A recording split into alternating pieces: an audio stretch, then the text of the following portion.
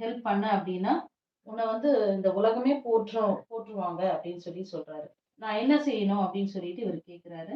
So அதுக்கு ஆம் அந்த நா நாரதர் என்ன சொல்றாரு அப்படின்னா, "நீ போய் உன்னோட கண்களால அந்த குளிகைய நல்லா ரொம்ப உத்து பார்த்த அப்படின்னா, அவங்களுக்கு இருக்கக்கூடிய அந்த பவர் எல்லாமே, அதாவது நெருப்புல எரியக்கூடிய பவர் எல்லாமே, நெருப்பு பட்டாலும் எரியாம இருக்கக்கூடிய அந்த பவர் வந்து போயிடும். அப்புறம் கண்ணன் வந்து அவங்கள வந்து எரிச்சிருவாரு அப்படின்னு சொல்லிட்டு சொல்றாங்க. ஸோ அதே போல சனி பகவானும் போயிட்டு, ஆ